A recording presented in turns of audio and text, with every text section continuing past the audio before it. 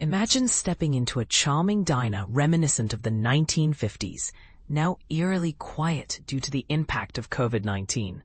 This striking image captures the essence of Leah Frances's photography. Upon relocating to Brooklyn in 2005, I was struck by the emergence of eateries and bars designed to evoke the nostalgic feel of 1950s diners, complete with soda fountains and lunch counters.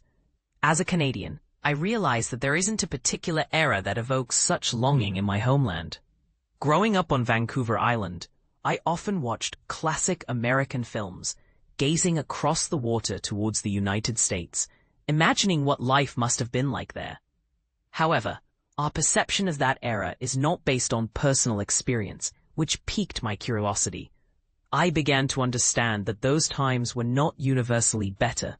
They favored only a select few. This misleading sense of nostalgia has become perilous, especially in light of Trump's "Make America Great Again" slogan.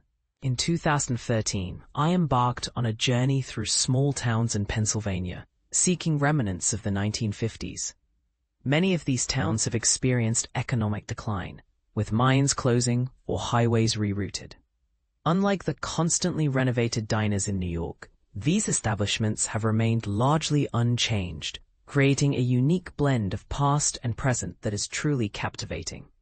By 2015, I launched an Instagram account named American Squares, which focuses on nostalgia without being overly nostalgic. As I admire the intricately designed prefabricated diners that were mass-produced, I often think about how their creators would be astonished to see us reflecting on their work in this way. They were visionaries, aiming for the stars, quite literally. My first encounter with a particular hot dog stand, known as The Very Best, occurred around 2016 in Pottstown, Pennsylvania. Although it had closed the previous year, after operating since 1921, a local resident took the initiative to restore it, reopening its doors in September 2019. When I returned in 2021, the owner was adhering to social distancing protocols, which contributed to the diner's unusual stillness. In my photography, I strive to convey a sense of time and place. One notable detail is the image of Hall & Oates on the jukebox. Daryl Hall hails from Pottstown, and John Oates grew up nearby. Additionally, the classic arcade game Centipede, co-designed by Donna Bailey, one of the few female game developers of her time, was among the first to attract a significant female audience. I was developing a series that ultimately became my book, Lunch Poems, where this image is featured. My focus was on communal spaces, or third spaces, that exist outside of home and work. The pandemic forced us to lose these vital areas, and we all felt the repercussions in ways we may not have fully recognized. The Very Best was a cherished third space in the community, a place where people could gather and engage in friendly conversation.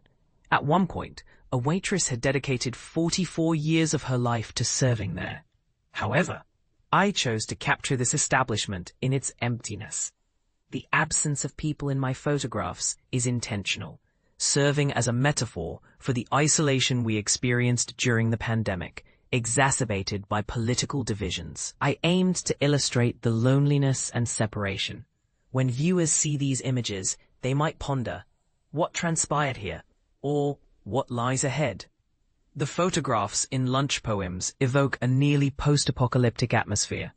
While not all images were taken during the pandemic, that experience shaped my perspective and influenced the editing process. I meticulously compose my photographs to convey my intended message.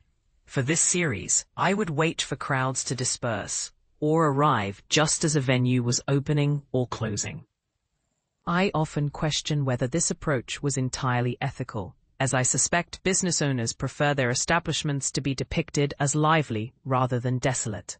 Yet, rather than capturing a physical location as it exists, I am documenting an idea that I hope resonates with others and prompts reflection.